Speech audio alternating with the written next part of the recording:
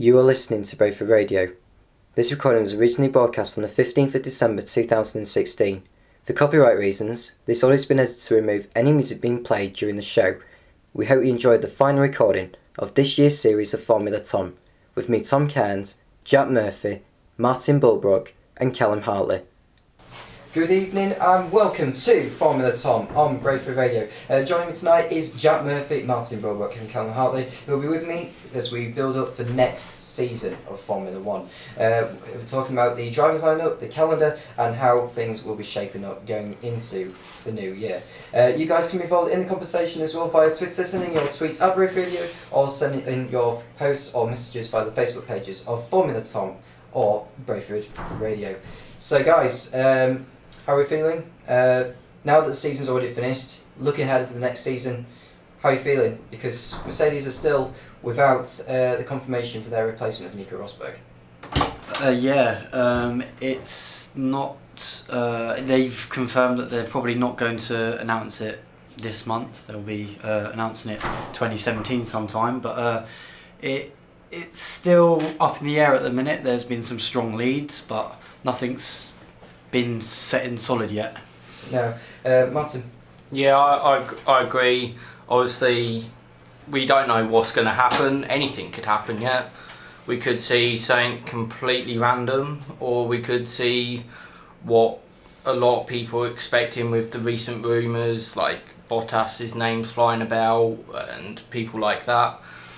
We just don't know. It depends how much they want a driver and how much they're willing to pay for him, I think. Callum, you're familiar with the sort of end of season thing where, you know, we're having to wait a few months before the season starts again, but how are you feeling now that the season's finished and how you're looking ahead to 2017? Yeah, I think it's going to be a more open season than last season with all the new regulations coming in. I think Ferrari, I think Red Bull are going to be stronger. I'm excited to see Alonso and the new McLaren, see how well they do and how they tick along. Hopefully they could go up the rankings.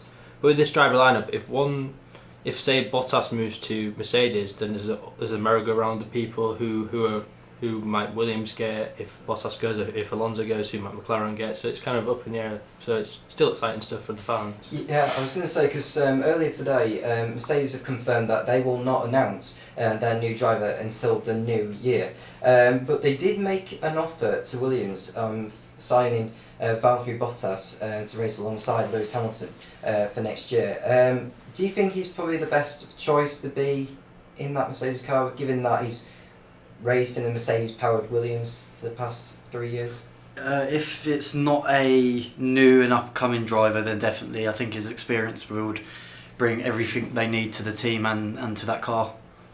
Martin? Yeah, I agree. As soon as I heard the news of Rosberg retiring, I thought that I'd quite like to see Bottas in that Mercedes. He's been very consistent for Williams. He always puts in a good drive. So giving him a better car, why can't he be consistently at the top? Cool. Yeah, I think Bottas is a good candidate. He's experienced. He's still quite young as well in the sport, compared to like Raikkonen and Alonso. And he's still got obviously he's got a lot of years on the calendar. So I think if he went for Alonso, I think it may be a short-term scenario. But if with Bottas, a strong, relatively young driver, He's still got years in him as well. Yeah, and he can develop for the future. Yeah. Just have a look at the drivers lineup currently for next season. Lewis Hamilton is the only driver confirmed for Mercedes. Red Bull, Daniel Ricciardo and Max Verstappen retained. Likewise for Ferrari with Sebastian Vettel and Kimi Raikkonen. Force India, Sergio Perez stays. Esteban Ocon moves from a 9-race spell with Manor to race alongside the Mexican. Then it's Williams. Valtteri Bottas is currently still there to race alongside Lance Stroll, but if he does go to Mercedes, that could open the door for drivers like Alex Lynn or Paul di Resta perhaps. McLaren, Fernando Alonso is still there, and he has made his commitment clear to race alongside Stoffel Van Dorn, with Jenson Button being the reserve driver for that year. Toro Rosso, Carlos Sainz and Danny Kvyat are there, although Carlos Sainz had been rumoured to perhaps being taking that Mercedes seat, or some people saying that he deserved to be in that Mercedes seat. So Carlos Sainz and Kvyat currently assigned to Toro Rosso. Haas Romain Grosjean stays for another season with them alongside Haas's new driver of Kevin Magnussen. Then it's Renault with Nico Hülkenberg moving from Force India to race side Jolyon Palmer, who enters his second Formula 1 season. Sauber, Marcus Ericsson, the only driver confirmed, but no confirmation as to who will be racing alongside yet. And Manor, who have yet to announce their 2 drivers for next year. So there is still a few seats left. How are we feeling? Who do you think will get that Sauber seat? Because Wehrlein is very much spot for choice, because we thought he'd maybe get into that Mercedes seat, but then Sauber and Manor could be on his radar as well. Yeah, I agree. Obviously, he had an alright season, didn't have a fantastic season, but I can't see why he wouldn't go to Sauber. Sauber are on the up. They actually managed to get a point at the end of the season and stuff. So I think Sauber are going to improve this season, and I think if he goes to Sauber, it's not going to be a bad move for him. It does mean he's going to get more race experience as well, which is always a profit. Yeah, because I was going to say, because surely, depending on the driver lineups are going to depend on the pecking order for next season, surely, isn't it, Joe? Yeah, definitely. I'm also surprised that Nasser hasn't been confirmed at any team yet, because I thought he had an okay season, and I don't see why he hasn't got a seat yet, so that's still a bit of a surprise to me. Matt Cal? Yeah, and bringing up the Nasser situation, I'd assumed he had a seat, and then you look at this and he's not even on the grid next year, and he's done really well this season. But Wehrlein's obviously a good driver as well, so it's going to be a fight for that last Sauber seat, in my opinion. Because it could be a real swap, really. I mean, Wehrlein could go to Sauber, Nasser could go to Manor, but it just depends who needs who. Because Nasser's sponsorship is going to be very, very key in terms of how Sauber or Manor want to go about for next year. But we remember back a few weeks ago, or on the eve of the final race of the season, that Esteban Gutierrez could possibly be in that Manor car because of the potential new owners for Manor. Martin? Yeah, obviously Gutierrez has been around a little while now, everyone knows him. I remember a couple of weeks ago when that was rumoured, I would have thought there's a high chance of that happening, because obviously the same nationality connections and stuff, and he is an experienced driver, so for a team like Manor to pick him up, it would be a great pickup for them. Yeah, but the only issue is he's never raced in a car other a non. So the only cars he's raced in were Ferrari powered. So Manor will still have the Mercedes power. So it'll be a new outfit for him if he was to be chosen by Manor. Jack, who do you think will get into the Manor seats? I can see Gutierrez getting it because of his connections to the new owner. His experience, especially under Ferrari when he was the backup driver, reserve driver there, will come into hand there. But as for the second place, it's really up in the air.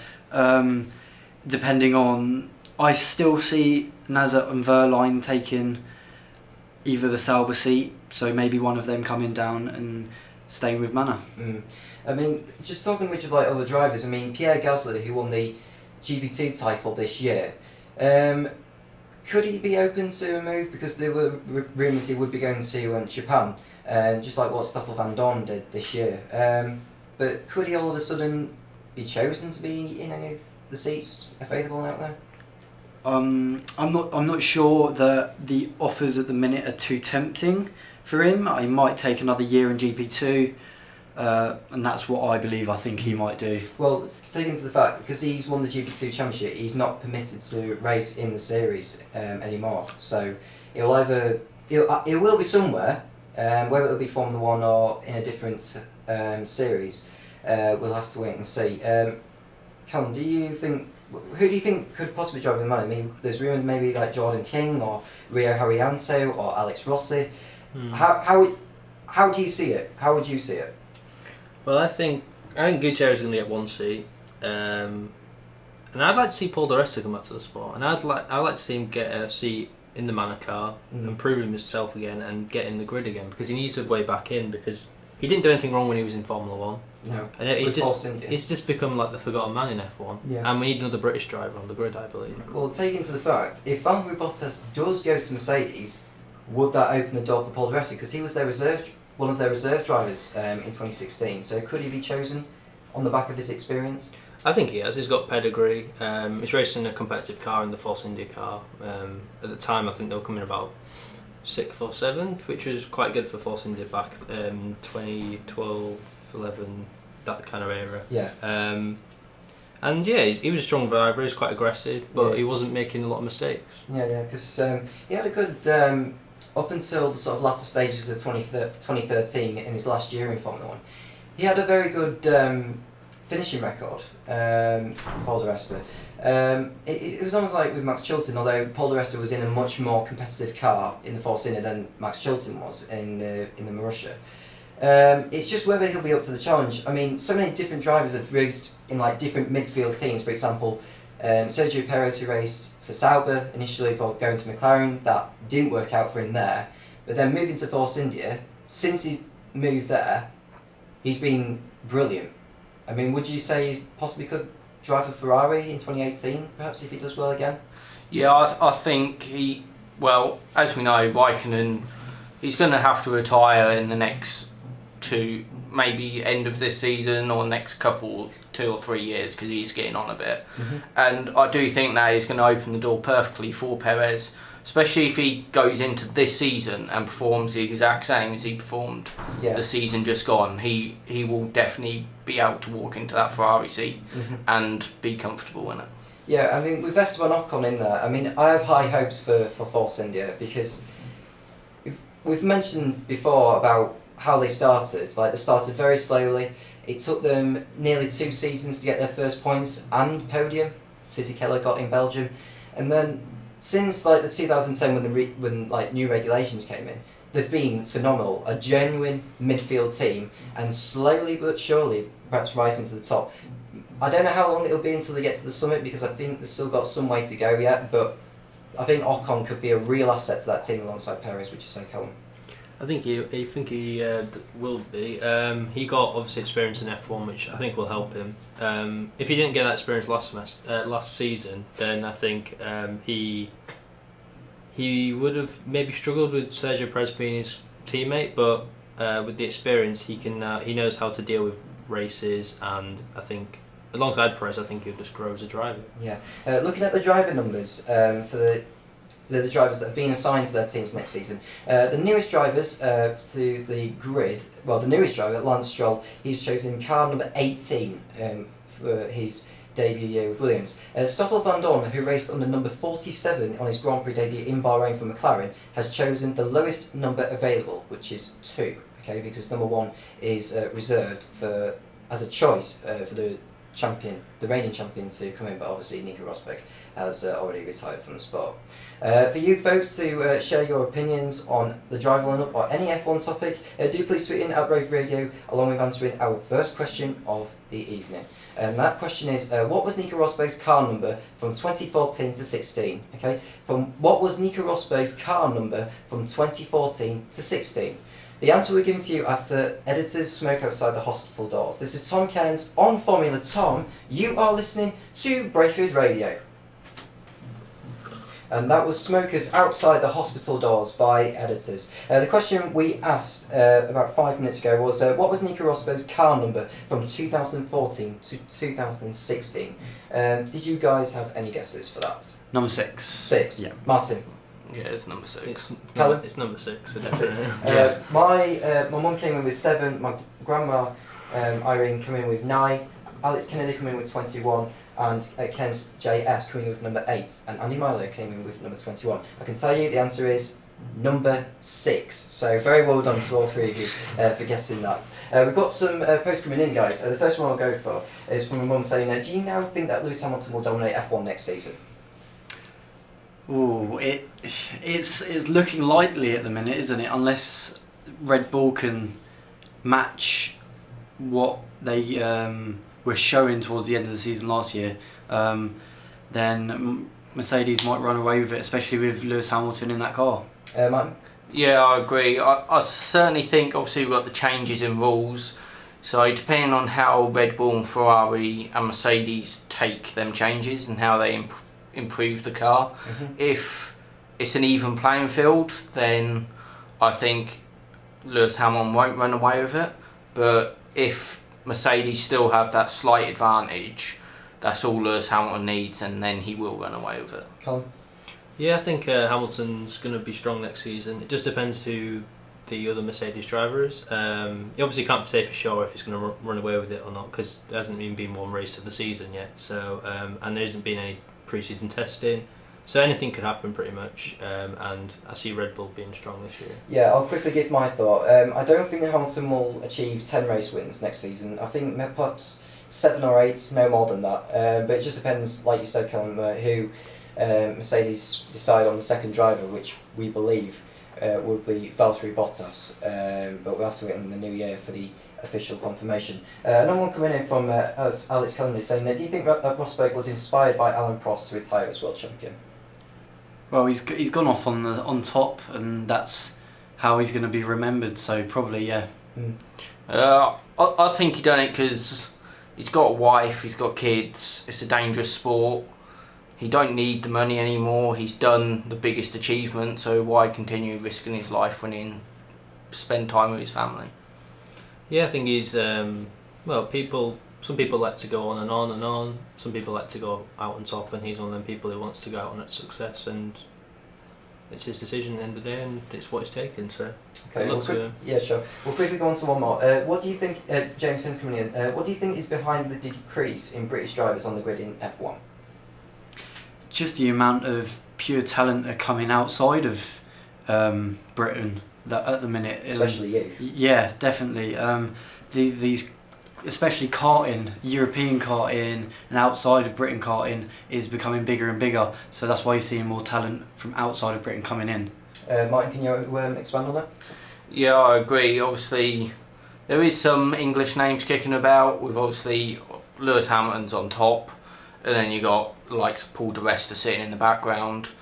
And I do think we need to get more drivers on the grid. I'm surprised we haven't had more funding in our karting industry, considering how big Lewis Hamilton is.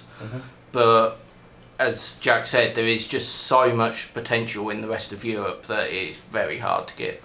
Yeah, do please continue to come and read tweets and posts, as we very much appreciate the time to answer your questions or any F1 topics you wish us to discover. On to a topic that all of us want to cover is who is going to be Nico Rosberg's replacement Mercedes. Now, we've already mentioned Valtteri Bottas, as we believe, but Mercedes came out earlier today saying that they will not announce their Lewis Hamilton's teammate until the new year. Sky Sports came saying F1 has been on tenterhooks to learn who will succeed Rosberg in the seat alongside Lewis Hamilton, since the German stunned the sport by retiring 3 weeks ago. However, a Mercedes spokesman has confirmed that the wait will continue for at least a few weeks longer, with no announcement before the 3rd of January, the date when the Brackley team return to work after the Christmas break. Well, I suppose as the reigning drivers and constructors champions, they very much need that break, don't they, Mercedes, rather than just rushing in, getting their drivers lined up. I mean, they've got all the time in the world until the first race of the season in Melbourne in March. Well, yeah, they're the ones on top. They're the team to beat. So definitely they're going to be going, hey, we're champions at the minute. You look at us. We're going to give you the time to make that decision. How? Yeah, they've got obviously pedigree and being world champions, so they could pretty much go to any driver and say, do you want to race in our car? And like, if I was that driver, I'd be like, yes, I want to win a world championship. If they've got any ambition, they'll go to the Mercedes. So I think they haven't backed themselves in the corner. They're being quite open with it, and they haven't disclosed any names yet, which is kind of a sensible move for Mercedes. Yeah, I agree. They obviously they're going to have so many offers and options that they need to weigh them all out. The break will do them good. They can then just look at everyone, think what's the best move for them now and the future, because they could go for a reasonably young driver and have him for the future, get him with the experience of Hamilton. We don't know. Depends how they want to play it, but they can just weigh out all the pros and cons of every driver, what they're considering, and then make a sensible choice. Yeah. To expand on Sky Sports' report, with Christmas fast approaching, Mercedes' decision to delay any announcement until January at the earliest means that the Brackley team have more time to weigh up their options and return to the Williams with any improved offer for Bottas. Mercedes' first offer to Williams is thought to have included a discount on the price the Grove team pay for their engine supply, but the prospect of losing the experienced and well-regarded Bottas would leave them with their own 11th hour driver quandary. Now, the thing is, because Lance Stroll will obviously be the newest driver in F1 going into the new season, I mean, Williams really could do with an experienced driver like De Resta, as we already mentioned earlier. Definitely, I don't see a young driver, especially as they've got Lance Stroll. They'll need someone with some experience to take him under his wing and give him that extra push and even compete with him, because that's what they're going to be basing the first seat, as they call it, when that new person comes to Williams. It will be either the Lance Stroll is the strongest, or the person with the experience makes a new name for himself. I was going to say, because just going on about other contenders for that seat, Pascal Wehrlein, Carlos Sainz perhaps. Pascal Wehrlein, who remains a contender for the main Mercedes seat, is thought to have been offered to Williams, but the German has just one season of F1 under his belt compared to Bottas, who has had 4 seasons with Williams, with the Finn also boasting a proven podium finishing record, with only 1 podium finish this year in comparison to his previous seasons, where he's had more under the Williams outfit. Carlos Sainz, does he deserve to be in that Mercedes seat? I'm not 100% sure, purely because Carlos Sainz hasn't raced under Mercedes power. No. So I'm not sure if he went from a Renault now to a Merc engine unit. Maybe not the best style right now, but he definitely deserves to be at a top team. Yeah, anytime soon. Martin, if not Mercedes, do you think Carlos Sainz could be perhaps in a Red Bull? Should somebody go somewhere else? Or I think I would like to see him in a Red Bull. Obviously, it would suit him. I'm sure he'd do great for him. I don't think Red Bull are going to change their lineup for a little while. Ricciardo and Verstappen, both great drivers. Verstappen obviously still very young, and I think we're going to see them there for quite a while. So it's going to be hard for him to get into there. But maybe in the future, with how Force India coming up, that he gets into Force India in the future, is what helps them get into that top 3 with the likes of the Ferrari, the Red Bull and the Mercedes. Yeah, I was going to say, because relating back to the contenders, were Mercedes to agree with Williams for Bottas to move to Brackley, a number of drivers, Felipe Nasr, Paul Di Resta and Wehrlein, have been linked with the seat to partner incoming 18-year-old rookie Lance Stroll. Di Resta, as I said before, we've already mentioned. Nasr, Nasr wouldn't be a bad option. I know he's not currently on a drive at the moment, but would he be a good contender for Williams?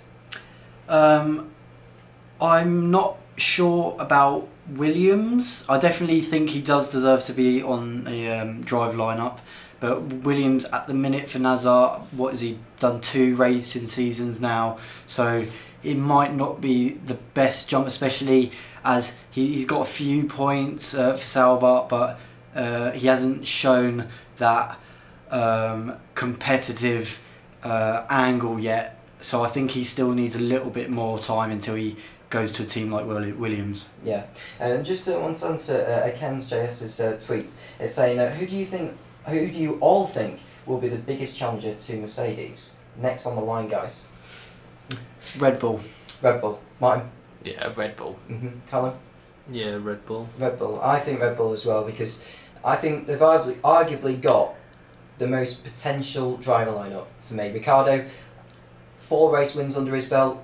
Still has something to prove. And Verstappen, only completing 2 seasons in Formula 1, he's got a lot riding on him at the moment. I've just got a feeling Red Bull, I've got a better chance of maybe winning 4 or 5 races next season. Would you say? Definitely. I think they have the strongest pair of drivers in their lineup, if not the strongest. So especially with Rosberg gone, Hamilton will be clearly the number one driver at Merck. But the Red Bull, you just don't know. They're two great, fantastic drivers with something to prove. Yeah. For you guys to share your own tweets or your own posts or messages to the show, do please do so by at Brayford Radio, or send us posts or messages via the Facebook pages of Formula Tom or Brayford Radio. Along with answering our second question this evening, and it is, how many races took Lewis Hamilton to achieve his first F1 win? How many races took Lewis Hamilton to achieve his first F1 race win? Okay, the answer we gave him after Hosier's Take Me to Church. This is Tom Kent on Formula Tom. You are listening to Brayford Radio. And that was Take Me to Church by Hosier. The question we asked a few moments ago was how many races took Lewis Hamilton to achieve his first F1 race win? Martin, Jack and Callum, did you have any guesses for that? Yeah, I went for 4. I think it was in Monte Carlo in his debut season, so I think 5. Okay. I'm going to go for 3, I think. Okay. Irene came in with 11. Alex Kennedy came in with 6. Andy Myler came in with 8. Okay. I'll tell you, the answer is 6. So very well done to Alex Kennedy back home. That is the correct answer. It took him 6 races to achieve his first Grand Prix win at the Canadian Grand Prix in 2007. We've got a few more posts coming in, and there's one from Caroline Milo coming in saying, could you see Hamilton retiring next year if he wins? I could. I really think he was outshined by Rosberg this season, especially with Rosberg retiring. He's been pushed out of the limelight a little bit, so he'll be wanting to come back into that as soon as possible. And I think if he wins next year, he's proved that he can do it time and time again. So I could see him doing that. Will he? I'm not too sure though. Right. I could see him possibly doing it, but I don't think he will. I think he just loves racing too much, and I think he'll do it until Mercedes are like, we don't want you anymore. I think he'll just keep driving. Cool. Yeah, I don't think he's going to retire after next season. He's in like 30, 31, 32 now. He's still got years left in him. I think he's going to, if he wins next year, I think he'll go on and keep winning. Yeah, I have to agree. I don't think, like you said, he's still got some years left in him, and I think he just wants to go for the records. Like, he wants to win maybe at least 6 or 7 championships, emulating Schumacher. He'll break the pole position record. I don't think there's any denying of that, and I think if he does get the race win record, I think that'll be very, very remarkable for a driver of his calibre. One more from my mum saying, what chance do you think that Alonso has of winning his 3rd World Championship next season, and do you think he'll stay at McLaren Honda? I don't think he has a chance of winning the championship. It's too early to tell. We don't know. Anything could really happen, but I don't see it happening. Will he stay? That's still pondering at the minute. He's quite an experienced driver. Will he retire? Will he go to another team to win that last championship? It's still a little bit up in the air at the minute, but to focus on what's happening this season, next season, probably not. He probably won't win it next season. Martin? Yeah, I think he'll stay. He's obviously getting on a bit now. He seems very comfortable at McLaren, so I can't see there being a reason for him wanting to leave. Yeah, he'd love another championship, but I don't think he will. Obviously, the McLaren car could come out and could be fantastic. We don't know. They could really like the new changes and make them really fast. Yeah. Who knows? But I think he'll stay. But if Mercedes come knocking, I think he'll leave because he wants that 3rd World Championship, and he hasn't got many years left, so he needs to take that chance. My say on it, I think 2017 will be Alonso's last year because he's considering his post Formula 1 career. You know, the Porsche series where Mark Webber won the championship. I think it was last year when he won it before joining the Channel 4 F1 team this year. So I think if Alonso does leave Formula 1 next year, I think he'll go to the Porsche Endurance Championship in 2018. We want to talk about now next year's calendar, because the demise of Hockenheim means that there are 20 races next year, with the first 9 races 2 weeks apart from each other. So first 11 races like before the summer break, and then the 9, let's say, sort of sprint to the finish line. What do you make of the calendar? It's relatively the same. There's no big surprises, of course. We've got France coming up, not next year but the year after, so that will be a change in the system, but it's pretty normal. 20 races. We're disappointed to see it go one down, because we always like to see another race, but 20 races is fine. I think it's a good length for all the drivers, so there shouldn't be too many problems with fatigue, so it should be all good. Carl? Yeah, it's disappointing with the Germany one going, because that's one of my favourite tracks. But yeah, the calendar's kind of the same, like Jack said. It's pretty much same as usual. You've got Austin, Mexico, Brazil, Abu Dhabi at the end, and you've got the Australia Open, and obviously the British Grand Prix is going to be the highlight on July the 16th. So looking forward to that one. Yeah, and just to remind you of the changes for next year's, the 2017 calendar in comparison to this year's, China and Bahrain have swapped, and the European, the race in Baku that was named under the European Grand Prix this year, for 2017 it will be known as the Azerbaijan Grand Prix instead. And the final race of the season will be held once again in Abu Dhabi on the 26th of November. That's my brother's birthday, believe it or not.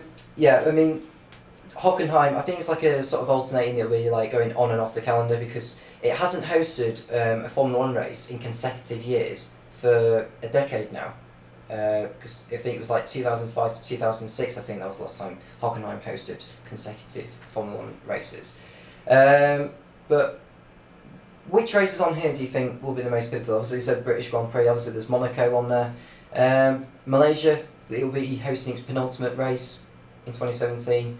Bearing in mind we've got maybe some future races, obviously there's Las Vegas coming in potentially in the next few years, and of course France, that's coming back on the calendar in 2018, which will go on a little bit later. Any more thoughts to the calendar?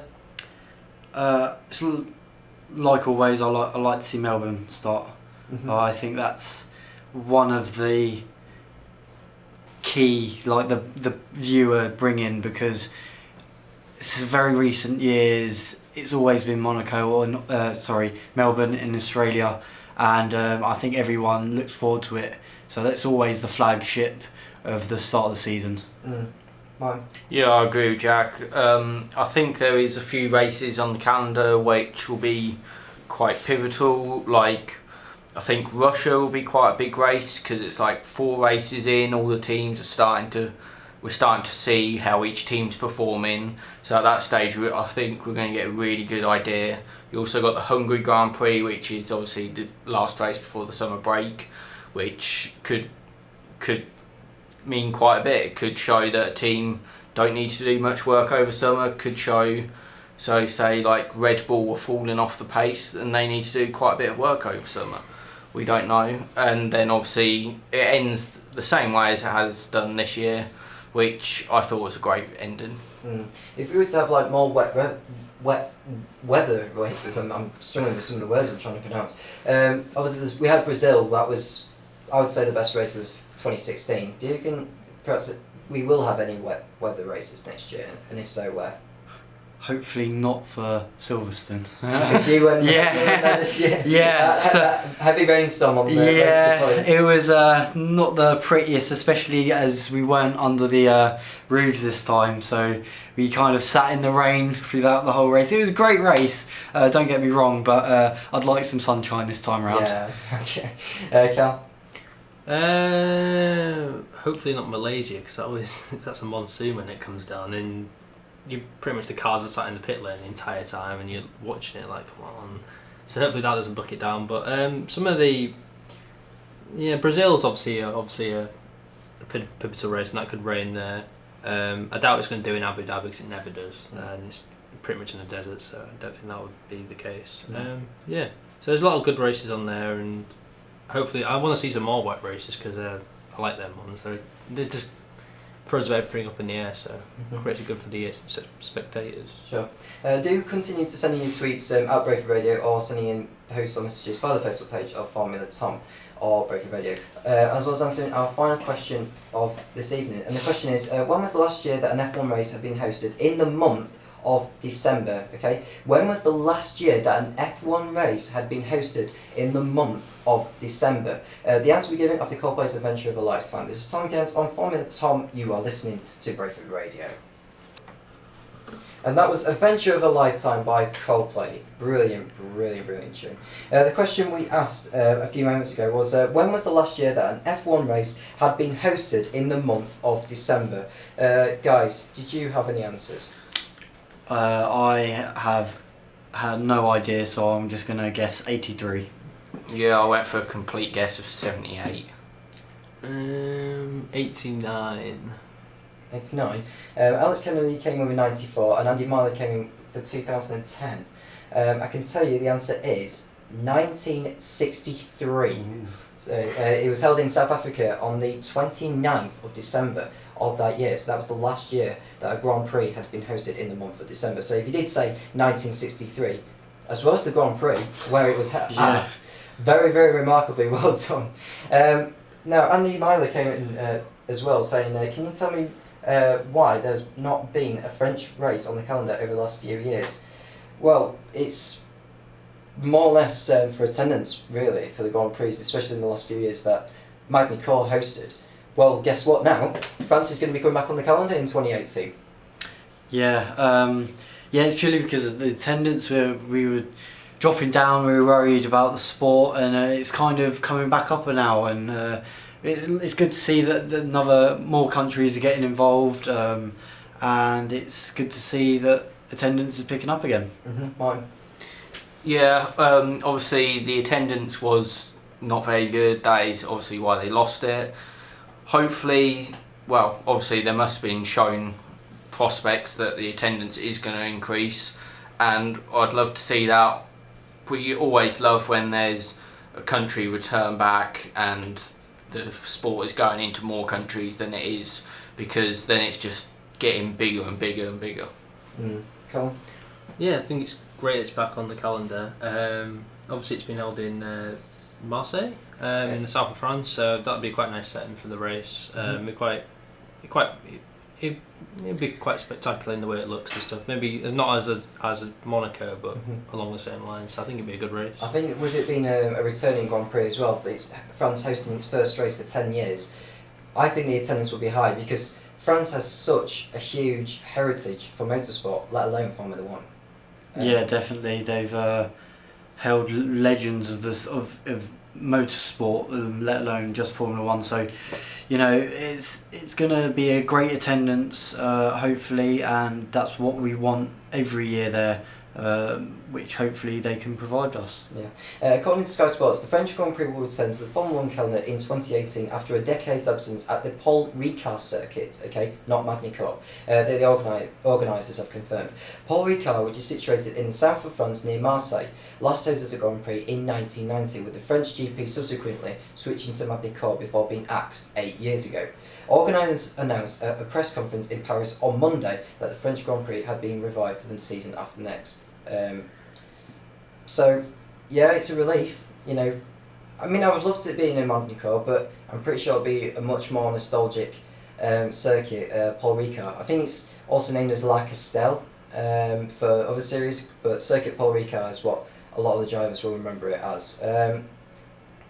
Looking at the circuit, I mean, the older circuit, I think it was something like 3.3 kilometres, and I think it hosted I think it was like an 80 lap race, so it had more racing laps than Monaco did, but I think the longer version of it, we were looking at 52 or something like that, so hopefully the French Grand Prix will be a spectacular venue come in 2018.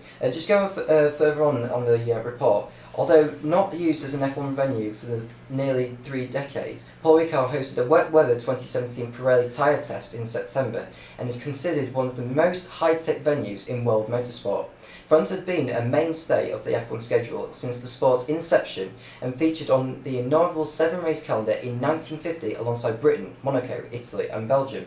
News of its return after a long absence represents a boost for Europe's traditional Grand Prix. The long-term future of the German Grand Prix remains uncertain after the race fell off the calendar for 2017 for the second time in 3 years, while Monza went through a protracted process to secure the Italian Grand Prix on a new deal. Well, we mentioned about Imola. I mean, we thought Imola was going to perhaps maybe host the Italian Grand Prix because Monza was very much on the line, but now that it's contracted for another 3 years, do you think Imola still has its sort of heritage for Formula 1 still, even though Formula 1 hasn't been there for a long time? Definitely. I think it's only a matter of time before Formula 1 goes back there, and when they do, it's going to be an amazing race. Mm. Well, Martin, I mean, Imola's hosted races, famous races over the years, but would you like to see it back on the calendar? I would for obviously the heritage, but Monza is my favourite track, so I'd quite like it to remain on the calendar. Mm-hmm. Cal? Yeah, I go along with what Martin said. I mean, there's nothing like Monza. I mean, the high straights, I mean, that has to be like in the top 3 races in the calendar for definite, alongside, in my opinion, the Monaco race and the British Grand Prix race. Yeah. Just to answer one more post before we go, it's from Andy Miles saying, why does Lewis Hamilton have number 44? I'm not too sure actually. Well, I think it's because of his go-karting days, so I'm pretty sure the nostalgia very much inspired his decision to race on the 44. Okay. It was obviously because he won the 2 World Championships since drivers were given car numbers of their own, but Hamilton decided to keep hold of his number 44 both occasions when he became World Champion. And unfortunately, guys, that is the end of the show. Thank you to everyone who listened and sent your tweets and answers tonight. If you've missed any of tonight's show, you can follow the podcast on the Facebook page of Formula Tom, or you can head over to the YouTube channel of Formula Tom to listen to the show from there. And please don't forget to subscribe if you haven't already done so. Just to let everyone know that tonight is not only the last show of the series, but it's also our last ever show to be broadcast on Brayford Radio. A big thank you to Jack, Martin and Callum, along with Harry Parker, Kathy Daniels and Jack Fisher, who have been involved in the series. Plus a big thank you to all of those who have been following the show since we began way back in February. Well, that is it. After 10 months, 24 live shows and a long season of drama, excitement and entertainment, F1 says goodbye to Jenson Button, it's obrigado to Felipe Massa, and it's auf Wiedersehen to Nico Rosberg, who not only retires from the sport, but he leaves as the 2016 Formula 1 World Champion. From me, Jack Murphy, Martin Bulbrook and Callum Hartley, have a great Christmas and a Happy New Year. This is Tom Cairns on Formula Tom. You are listening to Brayford Radio. Bye for now.